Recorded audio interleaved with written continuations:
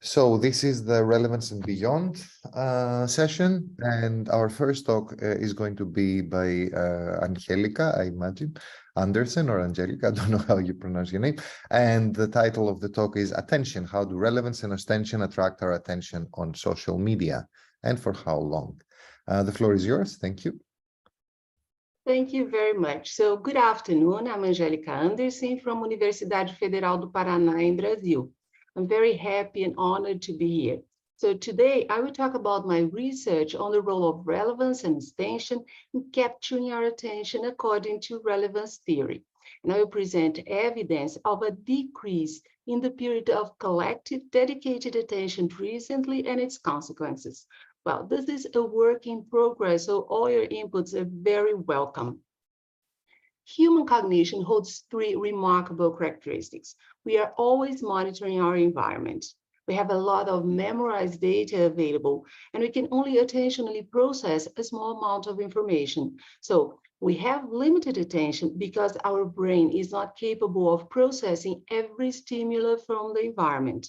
So we filter the inputs that surround us, and only the most salient and important ones are perceived. So attention represents a cognitive bottleneck. Already in 1971, Herbert Simon forecast what is happening today. Information devours our attention. So when there is an abundance of information, it creates a poverty of attention. So our cognitive efficiency depends on being able to select from the environment and from our memory information that is worth bringing together for an effortful attentional processing. According to dual process models, there are two types of mental processing. There is automatic, which is intuitive and fast, and controlled, which is deliberative and slow. So routine tasks, they become automatic, and we are able to perform them without employing so much attention, for example, driving a car. Whereas complex or unfamiliar tasks, they require much more attention because they load our working memory, for example, learning something new. So we monitor our environment in a sub-attention manner. So we employ a low level of processing to monitor the inputs that surround us. And the decisions regarding what we are going to pay attention to are made in the beginning of this process, according to relevance expectations. So what makes a piece of information worthy of our attention, especially in social media? We can make a long list of properties that are able to provide some partial answers. I'm going to name a few, like novelty. Humans have a highly adaptive bias towards novelty. Anything that's new, different, or unexpected has the potential to capture our attention. Well, neuroscientific studies suggest that stimulus novelty makes people more motivated to explore.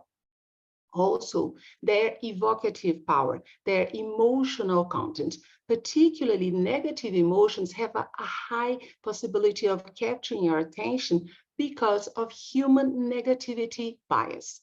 Also, their practical utility, when we perceive there is utility for our daily use. Importance to our goals and needs, cognitive ones, affective ones, personal integrity ones, social integrity ones, and tension-free. Well, people can consistently rank order their choices depending on their preferences. So each individual has different preferences which appear to be hardwired in us. Well, recent research suggests that goals guide behavior through attention, and this guidance can occur without our awareness. Well, all these partial answers, they are special cases of a much more general answer according to relevance theory, which is the theoretical notion of relevance. Relevance in this case is a potential property of external stimuli, for example, utterances, actions, postings on the internet, or internal representations, our thoughts, our memories, they're capable of providing inputs for cognitive processes. Well, the relevance of an input to an individual is a matter of balance between cognitive effects and processing efforts.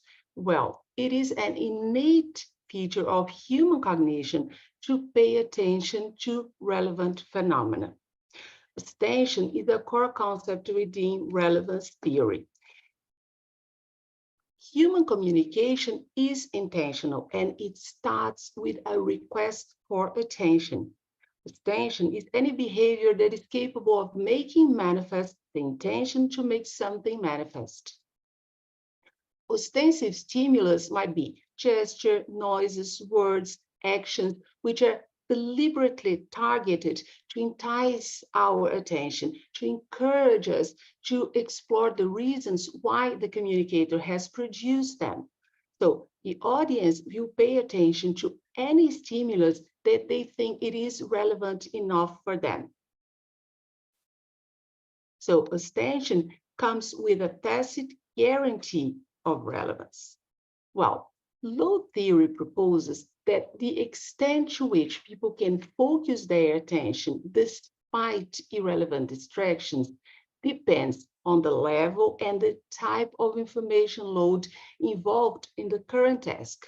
So there are two selective attention mechanisms at work, a perceptual selection mechanism. So the extent to which unattended visual information is perceived by us depends on the perceptual load on the attended task. So increasing the level of perceptual load in the task decreases the processing of irrelevant stimuli. And there is the cognitive control mechanism. So the effective prioritization of that relevant stimuli when facing competition from irrelevant distractors depends on the availability of executive control functions. So high perceptual load reduces distractor interference, whereas working memory load or dual task coordination load increases distraction, increases attention to irrelevant stimuli. Therefore, limited attention is related to limitations in working memory resources. Well, nowadays, around 4.7 billion people use social media worldwide. Therefore, attention is one of digital era's most valuable and scarce resources. Because of so much technological advances, we have access to huge amounts of information. However, our mental processing capacity is still the same. So content must break through a stream of noise to be noticed.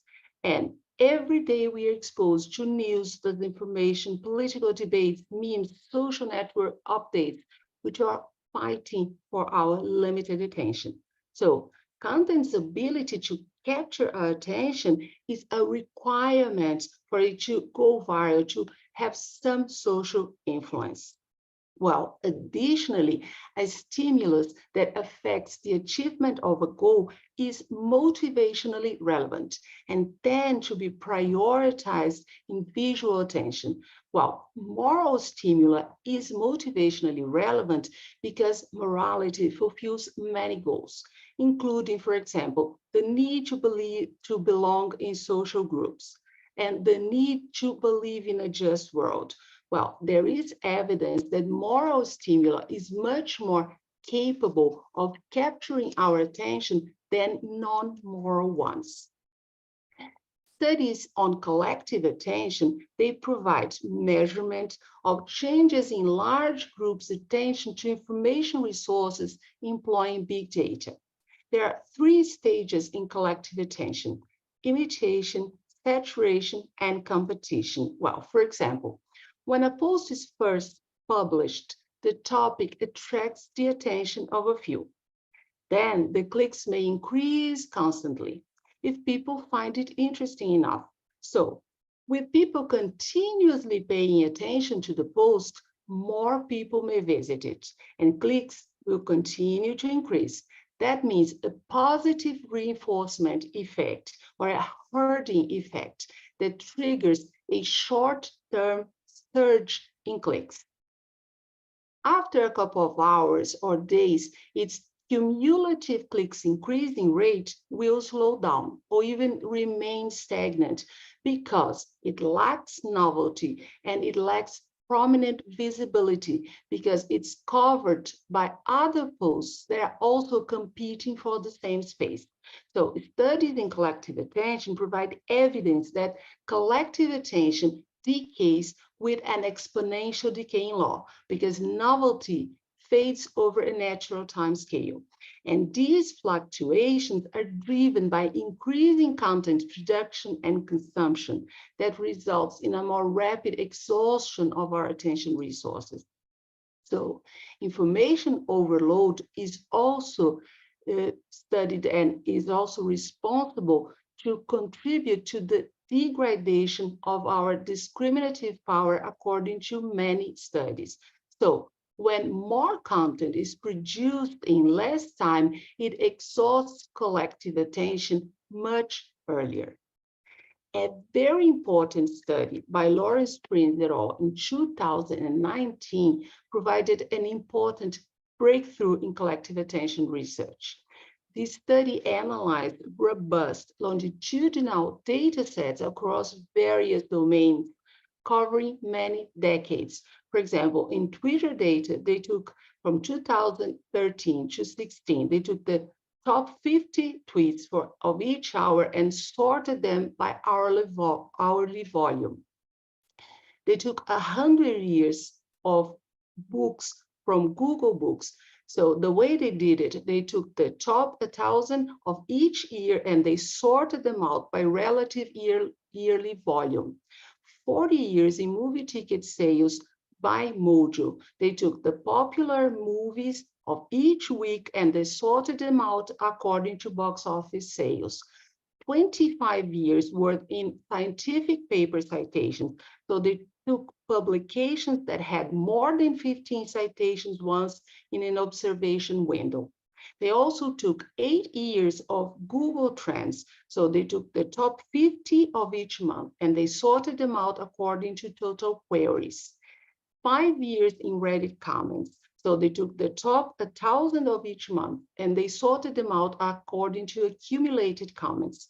And Wikipedia flow worth of 6 years, so they took the top 100 of each hour, then they sorted them out according to traffic per article. So they developed a mathematical model of topics competing for finite collective attention, and they were able to explain the data remarkably well. So the mathematical models suggest that accelerated fluctuations on popular content are driven by increasing production and consumption of content. And very interesting is that these fluctuations are not found only on social media.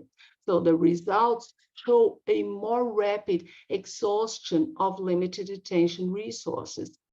Well, to measure the pace of collective attention, they define some observables to assess its dynamics. On Twitter here that we see, to focus on what is called collective attention, they chose popularity-related samples on globally visible topics.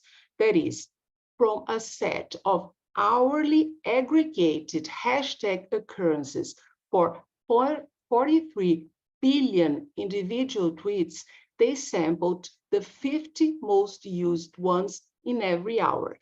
So in 2013, a hashtag stayed on the top 50 for 17.5 hours on average.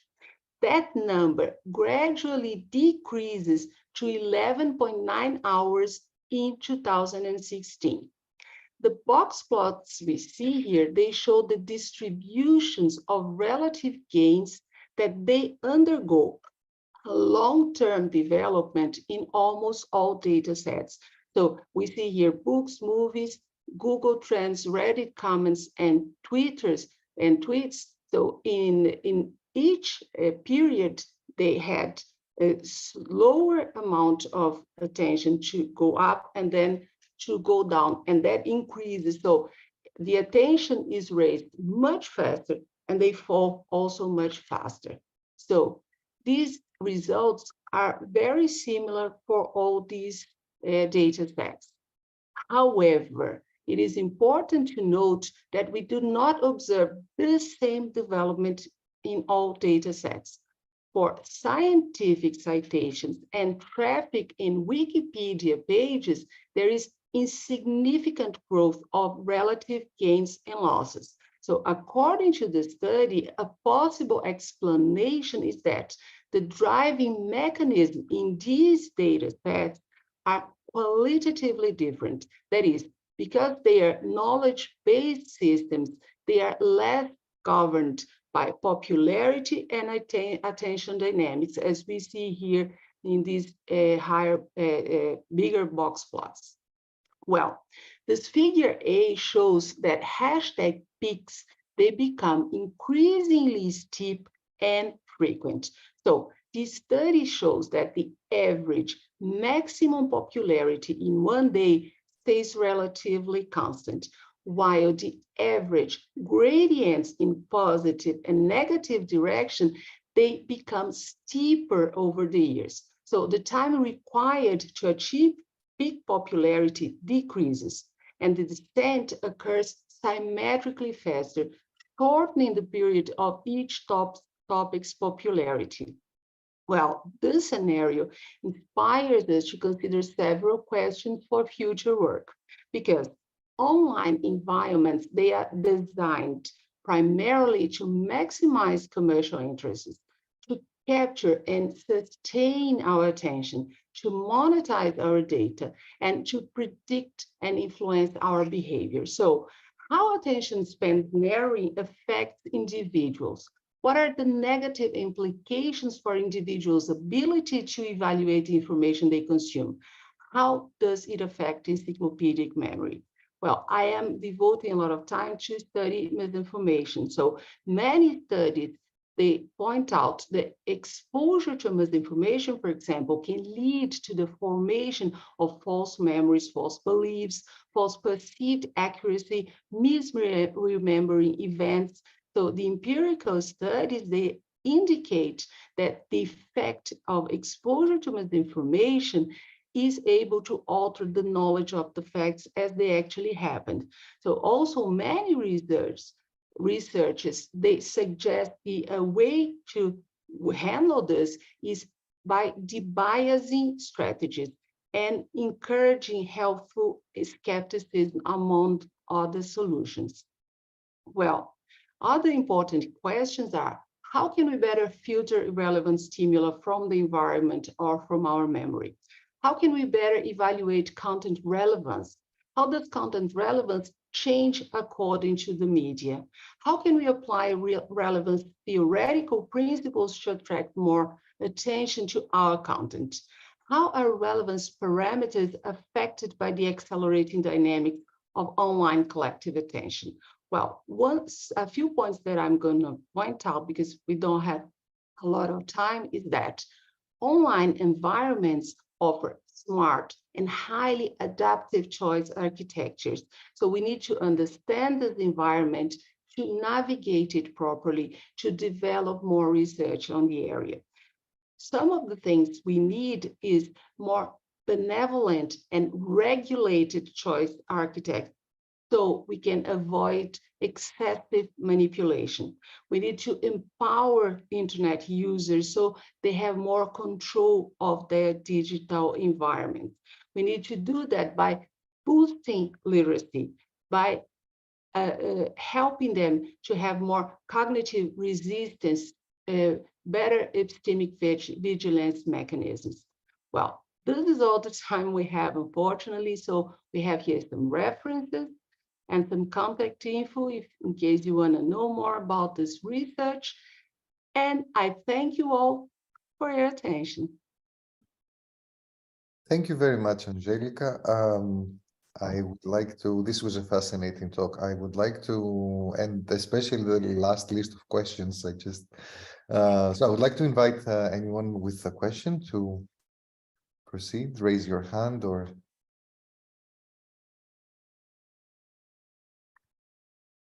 we have a lot of congratulatory emojis, I guess. Well, I might as well start like a bit. I mean, I think it's fascinating. I think that generally we how can we possibly like use sort of relevance theory in order to identify in order to prolong, let's say, I don't know, the shelf date of the how long, you know, some online content is going to. I mean, okay, so let me pose a question. I think that how do you see this? Can you think of any practical ways in which you can examine like relevance or experimental ways or whatnot, in which we could potentially understand how long, like how relevance can contribute to an online message or some online post remaining, you know, in the span of attention a bit more? I mean, do you have any ideas or thoughts about that? Yes, I'm trying to address these questions because one very interesting we see, and for example, now during the pandemic, we have been using much more, you know, online like we're doing today. Instead of having a person-in-person conference, we are using this.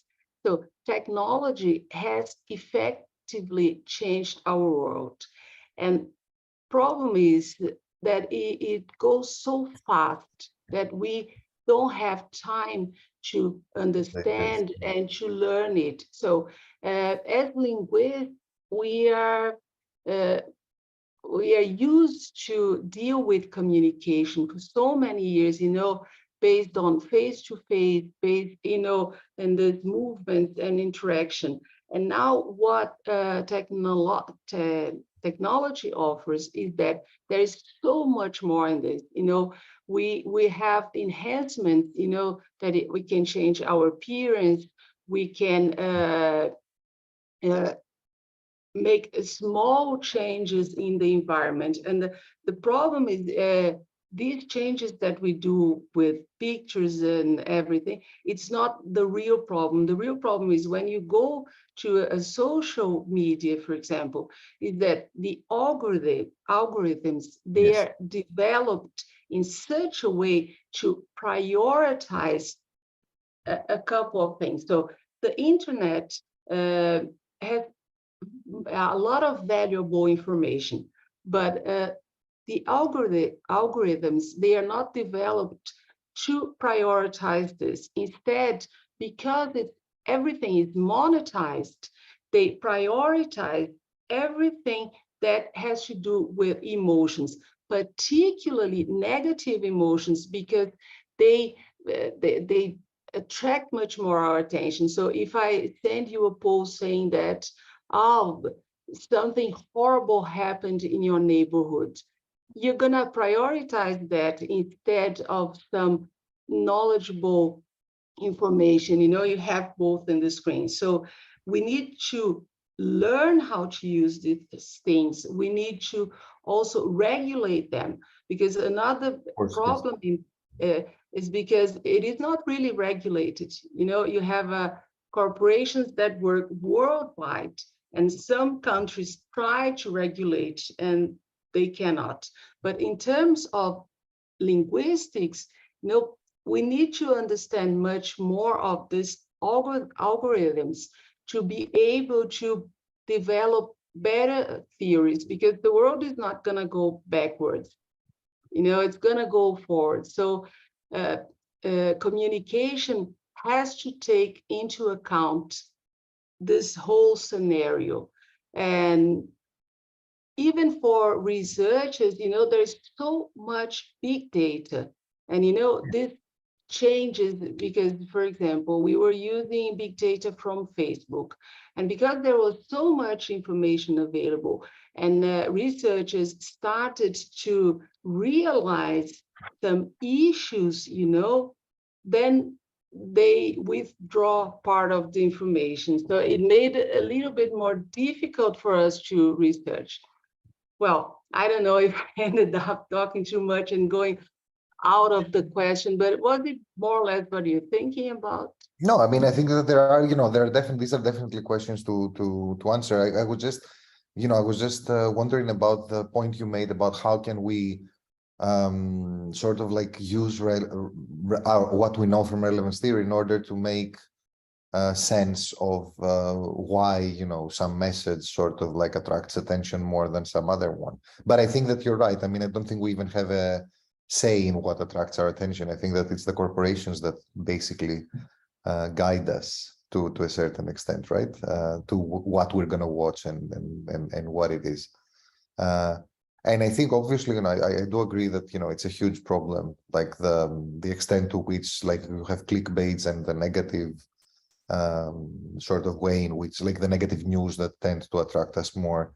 And then you have the algorithms that, sort of push you towards all this negativity. Yeah. Agnieszka, you have a question? Hi.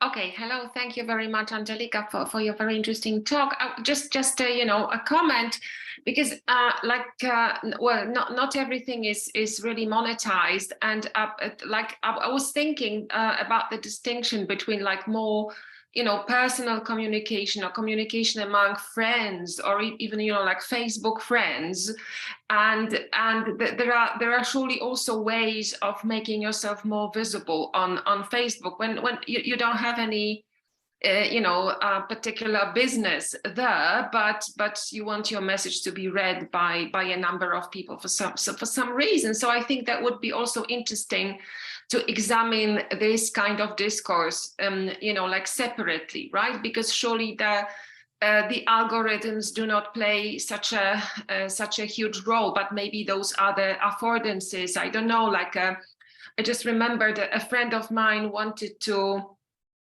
advertise something connected with her research, but she, humorously posted a picture of her cat together with it, saying like, okay, image of a cat always sells the message better. So this kind of strategies, which are maybe not so much with powerful moguls and companies. So okay. So when I talk about monetized, even in this situation, it is monetized. Why? Because what a social media wants is for you to spend a huge amount of time there. If you check 2 posts and then you get bored and you turn it off and go to another media, they are losing, because on the side there is the advertising. So what they do, let's say you have 1,000 friends in your Facebook. So how have you noticed that some of your friends, you never see posts of them, and then you put them, I'm following them, but no, it is, you still don't see anything from them.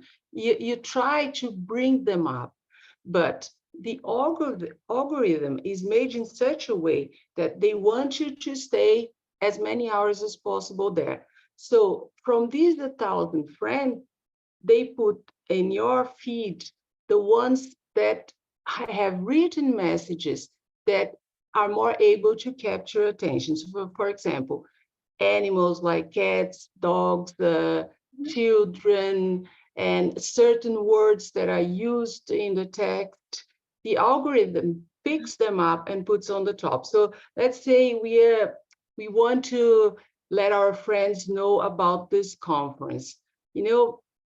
Practically all the words you're going to use are not be captured by the algorithm unless you tweak that, and that's when relevance comes. So we have to end up using marketing techniques to bring them up. So for example, you're going to talk about this conference, and then you write it using words that the algorithm I have a hard time pronouncing this word.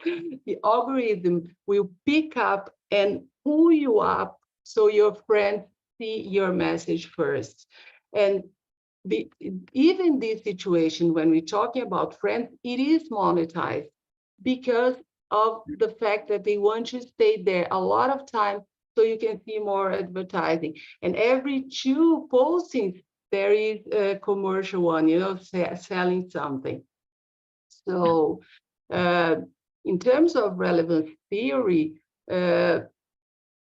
what I'm trying to say is that we need to take under consideration all these new aspects of the new world, because if you talk about relevance in a very general way and you don't point out what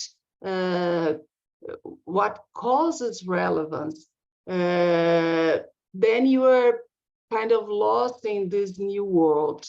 You have to identify why things are relevant to people. And some of the questions that I pointed out, for example, if relevance changes from one media to the other. If you take a meme, for example, and you have it in Facebook, and then you have WhatsApp, and then you have in Reddit, you know, I question myself whether the relevance is the same. You know, I'm talking about exactly the same meme, the same, it is a picture. And I believe somehow it changes according to the media, because when you go to a media, you have certain expectations. Sure. I'm sorry, I need to cut this a bit short. I apologize, but we need to, no, it's fine.